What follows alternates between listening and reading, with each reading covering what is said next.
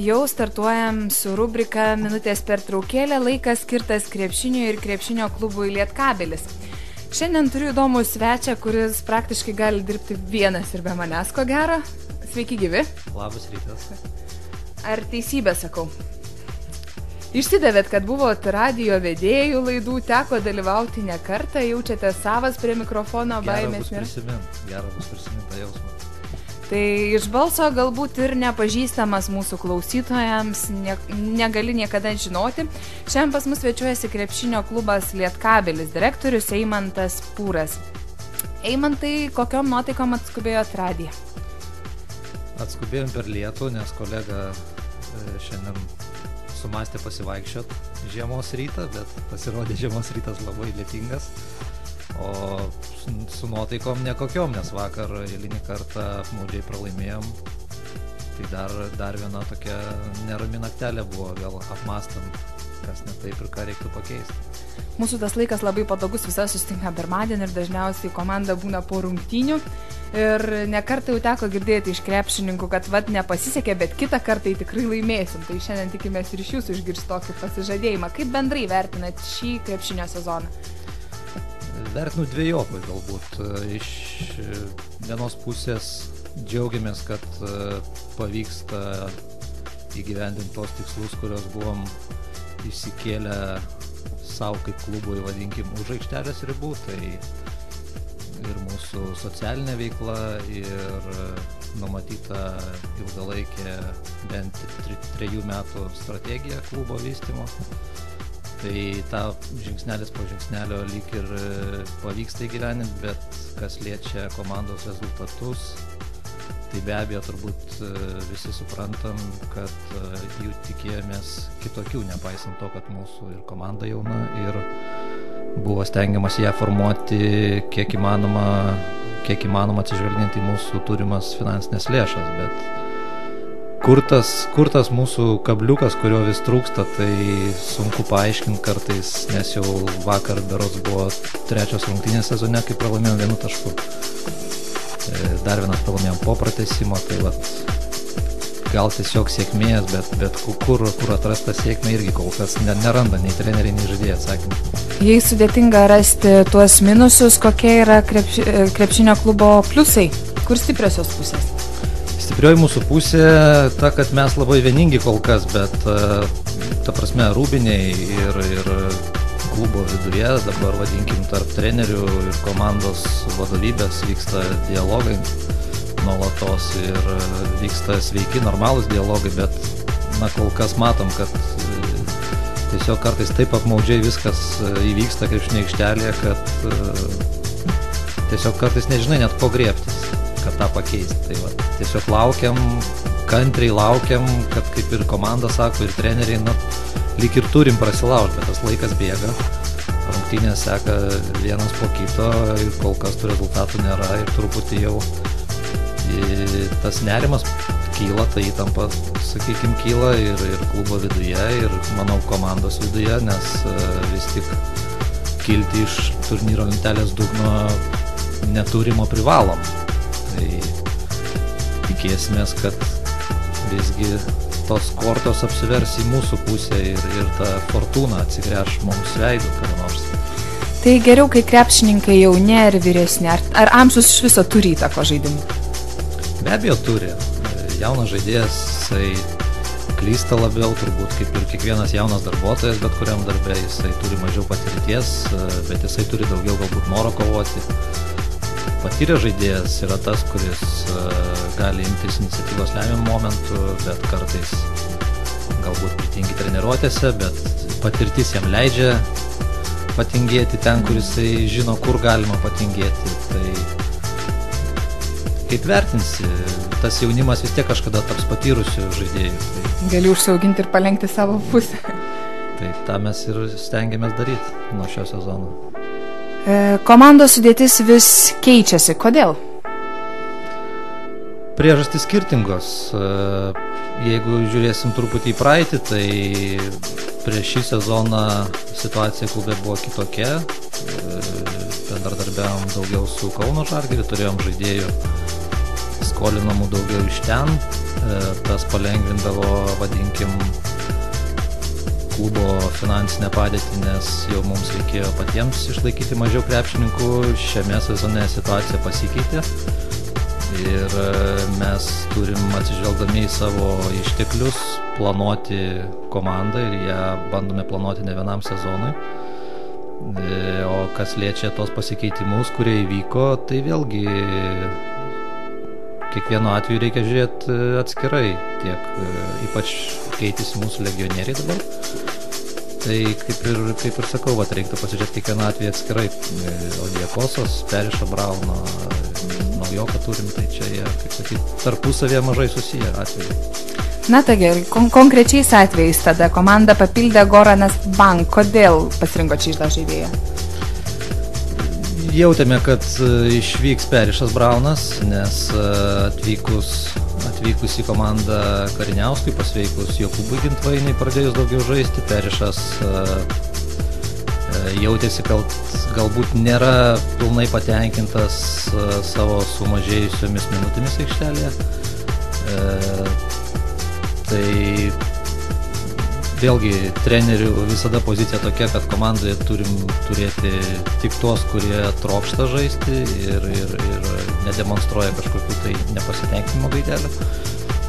Tai jausdami tai, kad Perišas galbūt išvyks ir jis išvyko prieš kelias dienas, mums tas papildymas buvo reikalingas į žaidėjo atakuojančio gynėjo poziciją. Ir treneriai, kaip ir yra nekartą minėję, kad komandai labiausiai lyg reikia tokio lyderio, kuris galėtų imtis iniciatyvos, pataikyti iš toliau, nes ir patyrusio, kaip jūs ir minėjot, mums reikėjo ko gero labiausiai patyrusio žaidėjo. Tai treneriam jis lyg ir tiko, pasirinkom jį, vakar galbūt jam sekėsi ne taip gerai kaip tikėjomės, bet natūralu. Žaidėjas atvyko naujas, turi kažkiek apsiprasti, dar ir tos derinius ne visus pažįsta mūsų, bet manau savaitę kitą ir jis pradės demonstruoti tai, ką mes ir tikimės iš jo matyti. Kur iš komandos dingo Odiakosa? Jis niekur nedingo, jis tiesiog tęsė karjerą kitoj šaly. Vėlgi, pasižiūrėjus pro langą, turbūt daugelį suprantam, kad pas mus netaip ir lengva daugelį žmonių adaptuotis ir Panevėžyje. Na, šiemet nešalta. Tai šaltis, bet pažiūrėkit, kada saulę matėm jau prieš kiek dienų teisingai. Tai ne visi žmonės iš tikrųjų labai lengvai adaptuojasi prie to, mums galbūt sunku suprasti. Bet, žinot, pabandykim galbūt įsivaizduoti, atvažiavę esame iš kitos šalies į mažą miestelį, kur mažai veiklos, kur niūru, kur nėra saulės, tu gyveni vienas savo kambarėlį ir matai tik treniruotės ir varžybas. Automatiškai bėgant kažkiek laiko, kiekvienas žmogus savyje gal ieško kažkokių klausimų atsakymų. Na ir Didma irgi panašiai, jisai gruodžio mėnesį pradėjo nuogąstaut dėl savo tokios galbūt asmeninės motyvacijos tokos, kad jisai stengiasi, jisai tikrai yra šaunus profesionalas. Dėl to jam neturėjom jokių priekaištų, bet tiesiog matėsi žmogus, kad po truputį užsidaro savyje. Pradėjom aiškinti situaciją ir tiesiog pats pasisakė, kad sunku jam čia pritapti. Jisai dirba savo darbą, bet vadinkim, dirba sukandęs dantis ir tada pradėjom ieškoti išeičių ir atsirado klubas, kuris norėjo Didmą matyti savo sudėtį ir tas sandoris, vadinkim, buvo naudingas klubui finansiškai. Tai išeidami iš tos situacijos, kaip ją išspręsti geriausiai, tą sprendimą priėmėm, kad Didma tiesiog tęsė karjerą Izraelyje. Ar dažnai tenka susidurti su komandos narių tokiomis depresyvimis nuotaikomis, užimtumo trūkumų čia Panevėžyje? Toks jau darbas, kartais tenka būti pusiau mokytojų, pusiau psichologų, nes kiekvienas žaidėjas, kiekvienas net ir klubo darbuotojas, jisai jaučiasi skirtingai. Visi, didžioji dalis krepšininkų yra atvykę iš kitų miestų, tai vėlgi jiems reikia laiko čia pritapti, pažinti miestą. Šiuo atveju gerai, kad Panevėžys mažas, tai jau žino kur nueiti, žino kur nuvažiuoti, pavakarieniauti ir panašiai. Bet taip, ypač su atvykusiais užsieniečiais visada atsiranda tam tikrų niuansų, nes kiekvienas žmogus yra labai skirtingas iš skirtingų kultūrų ir sunku kartais prognozuoti, kas pradės darytis jo galvoje po 2-3 mėnesių. Ar klubas užsiima krepšininkų laisvalaikio organizavimu ar bent jau kažkokiamis pažintinėmis išvykomis kelionėmis atvykusiems iš svetur?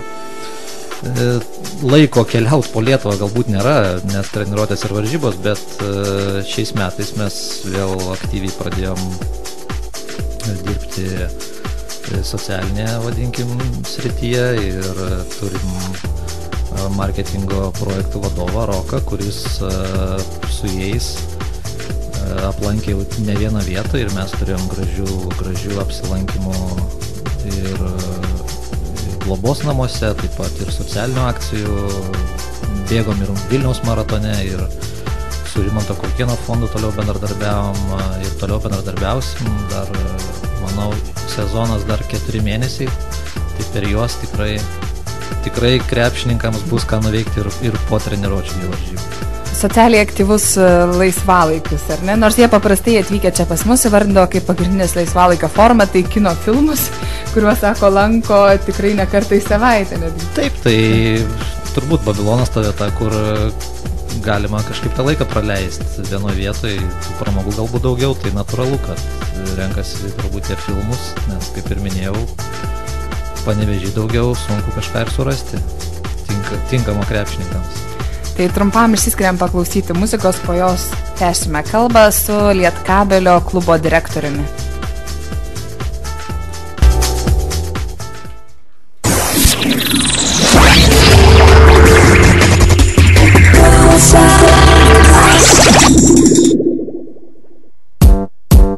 Everybody get up. Hey.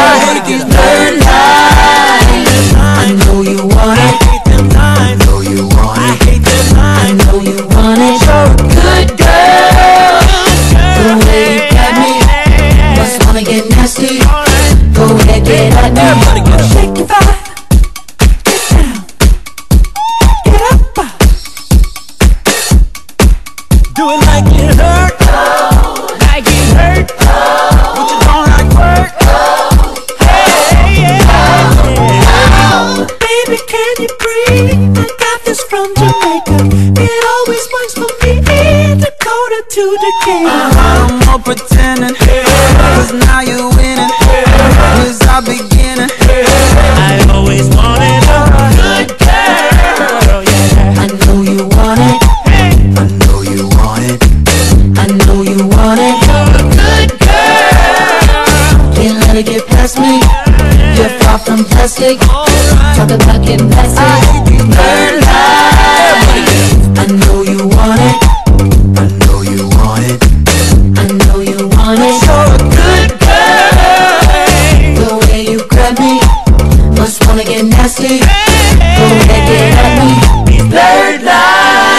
get up. Minutės pertraukėlė.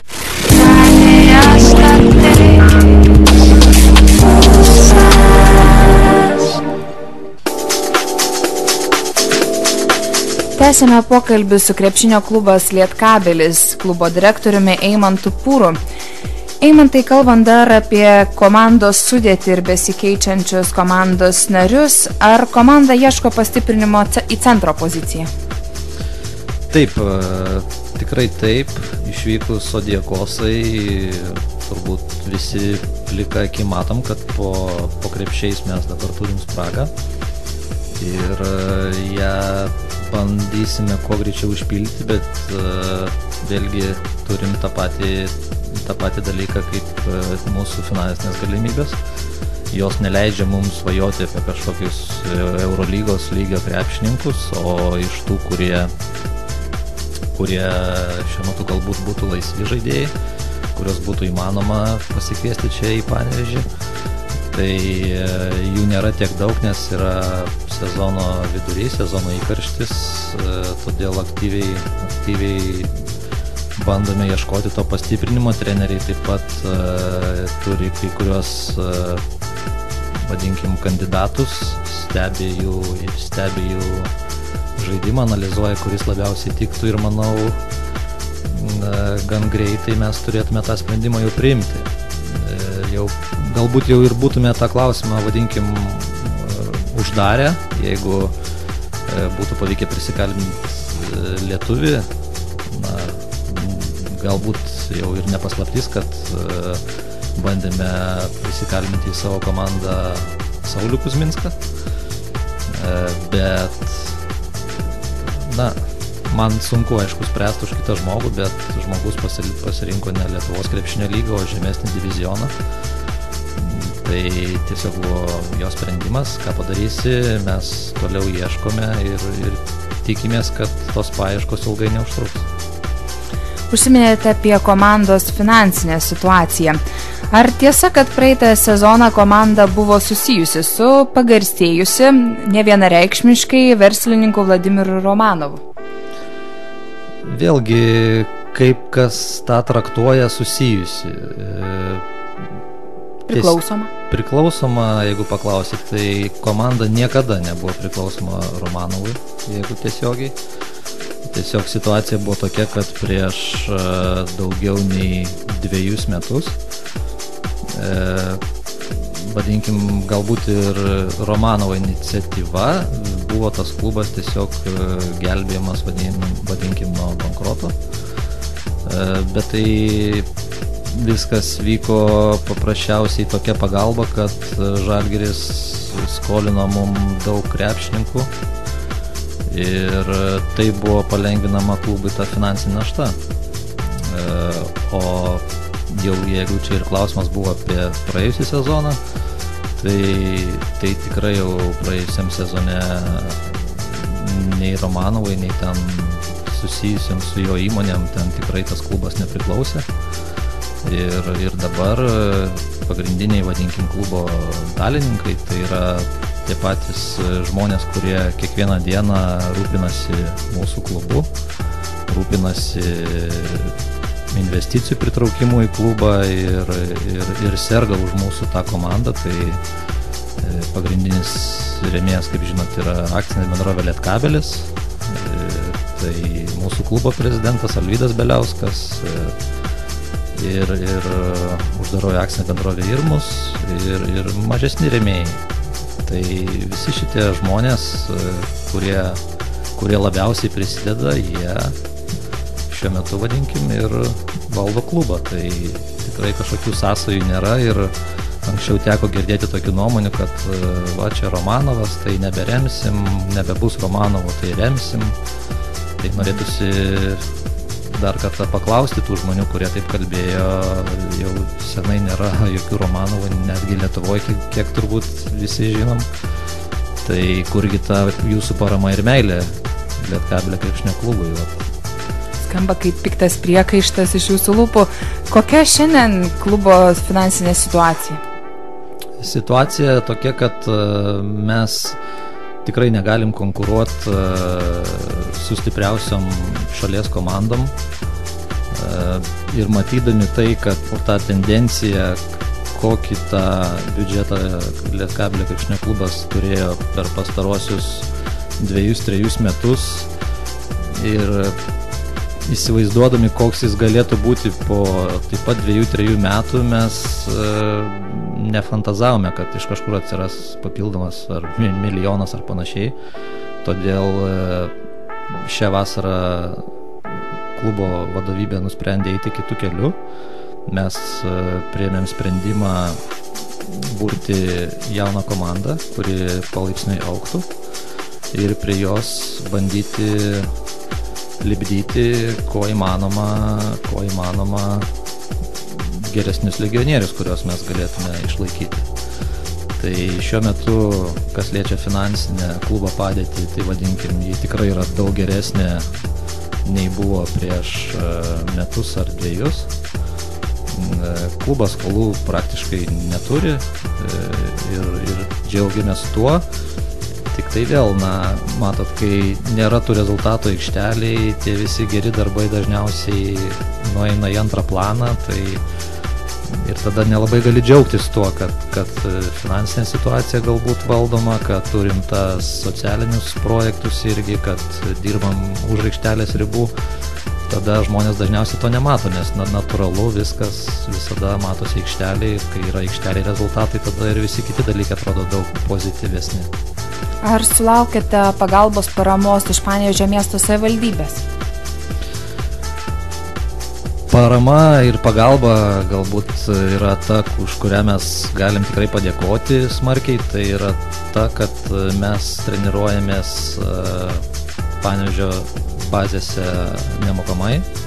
Tai čia yra tikrai didelė paspirtis, bet vėlgi norėtųsi truputį tos stipresnės politinės valios iš miesto savivaldybės, nes turbūt nerasim Lietuvoje komandos krepšinio lygoje, kuri verstusi be savivaldybės pagalbos finansinės ar kažkokios kitokia forma. Mes ir čia mieste randam įmonių, kurios sako, taip mes remtume krepšinio klubą ir nemažom sumom, jeigu mes kažkokias gautume galbūt mokestinės lengvatas ar panašiai mieste, bet kol kas to dialogo surasti, vadinkim, nepavyksta tarp klubo, politikų ir verslininkų, tų, kurie norėtų remti klubą, gaudami kažkokią paramą iš savivaldybės, pagalbą galbūt, taip vadinkim. Yra ieškoma kažkokių konstruktyvių, ar ne, būdų, tačiau kiša koją. Na taip, nežinau, kodėl taip sunku Panevėžy, bet taip jau yra ir nieko, nežinau, tikimės, kad situacija pasikeis, bet kol kas labai kartais sunku atsimušti vėl į tą pačią sieną. Kokia situacija yra su klubo fanais? Ar daug jų turite, ar jaučiat palaikymą aikštelį?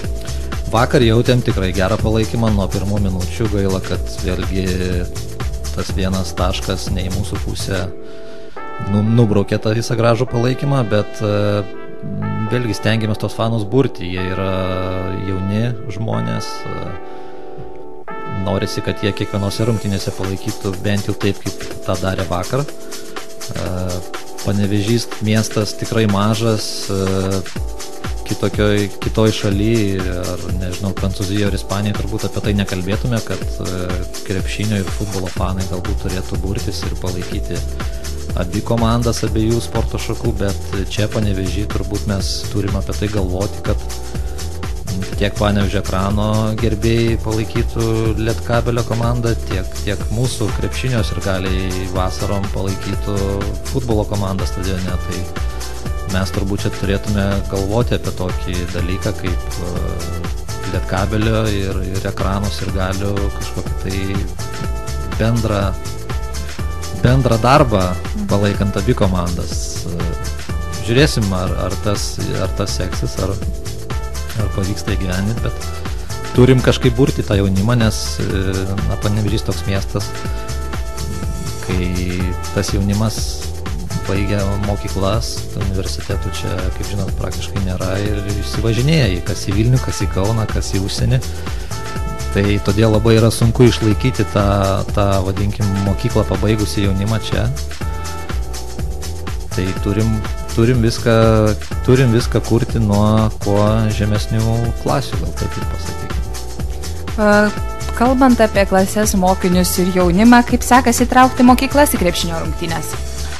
Na, stengiamės tą daryti jau ne pirmą sezoną, pernai truputį apšilimą padarėm toj srity, šiemet vėlgi aktyviau to rūpinamės, turim ir netgi specialų projektą Lietkabelis tavo mokykloje, mokyklos tikrai apie jį žino ir mokyklose kabo skelbimai kviečiantys į rungtynes ir mes dar kartą norim pakviesti visas organizuotas moksleivių grupės į Lietkabelio rungtynes, nes mes tokias grupės, kurios yra organizuotos į rungtynes leidžiame nemokamai.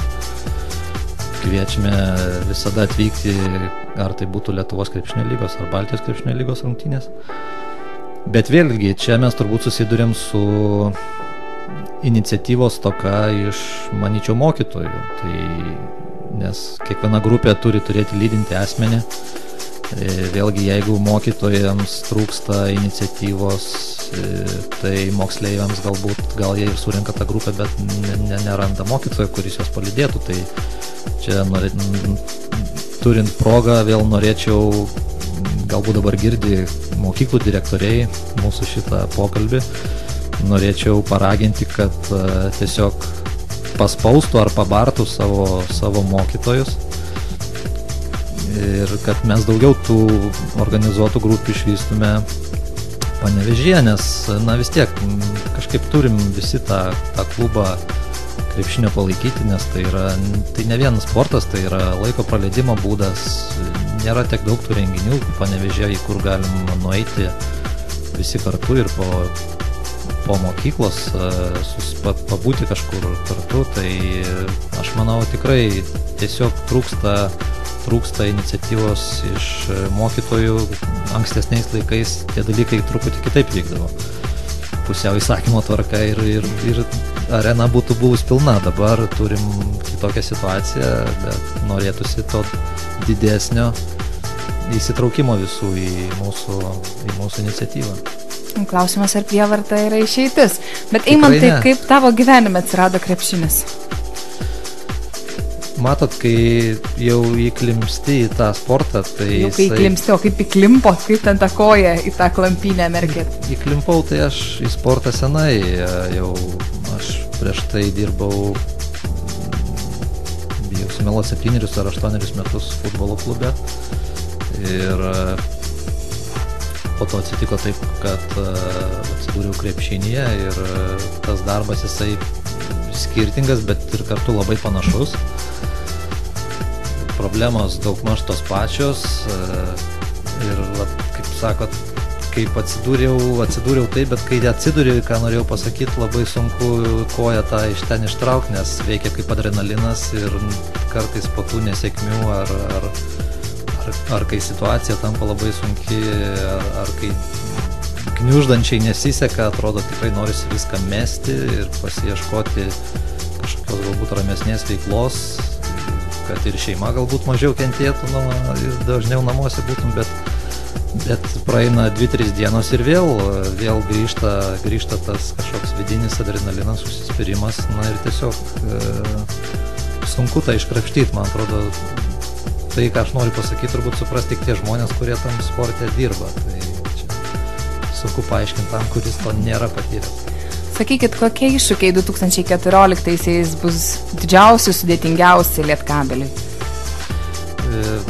Tie metai bus ypatingi krepšinio klubui, nes Lietkabelio krepšinio klubas švęs savo 50 metų jubiliejų. Mes, aišku, norim, kad šis sezonas baigtųsi kuo palankiau, bet taip pat kol kas nepanikuojam, stengiamės nepanikuoti ir laikytis tos savo linijos daugiametės strategijos. Ir tikimės, kad jau kitais metais visi šie mūsų jauni žaidėjai, kuriuos mes turim, kurie grūdinasi Lietuvos krepšinio lygoj, kad jie dar labiau paaugs kaip krepšininkai ir mes jau turėsime, dabar kartais sako, oi, žalias jaunimas pas mus, mes jau turėsim mažiau žalią jaunimą, labiau patyrusi, taip norim išlaikyti ir tą finansinį stabilumą ir kuo geriau užbaigti šios metus, kad kitą sezoną jau mes galėtume startuoti nuo, vadinkim, geresnių pozicijų finansiškai, neturėdami visiškai skolų ir kad mes galėtume galvoti apie dar kuo geresnį pastiprinimą tam mūsų jaunimui, kuris kitais metais jau bus subrendęs labiau, mes to tikimės. Su ta viltim baigiam skaičiuoti tą minutės pertraukėlę ir ačiū Jums, kad čia atvykot pas mus, skyrėte laiko.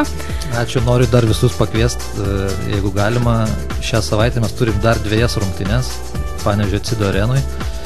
Tai antradienį ir ketvirtadienį mes rytoj žaidžiame Lietuvos krepšinio lygos rungtynes su Prienų Tonybet. Kausimės vėl iki paskutiniųjų, pažiūrėsim kaip seksis, bet noriu visus pakviesti, palaikyti Lietkabelio krepšinio klubą. Šiais metais mes kol kas tikrai tie rezultatai netokie, kokie turbūt tikisi ir žiūrovai, bet iš jų kartais, vadinkim, didesnio, aš manau, aktyvumo negu pernai, galim suprasti, kad žiūrovai mato, kad mes ir tą žaidimą demonstruojam ne kažkokį beviltišką, tiesiog trūksta sėkmės, o gal 2-3 fanų papildomų. Tai mes kviečiam visus prisijungti ir aktyviai palaikyti mūsų krepšinio varžybų metu. Ir atneškit jūs tą sėkmę. Atneškit kas nors, gal neatneša gal tas, kuris neateina, vienas kitas, tai atneškit, būkit geri. Šiandien pas mus svečiavosi krepšinio klubo Lietkabelis direktorius Eimantas Pūras. Iki pasimatymų.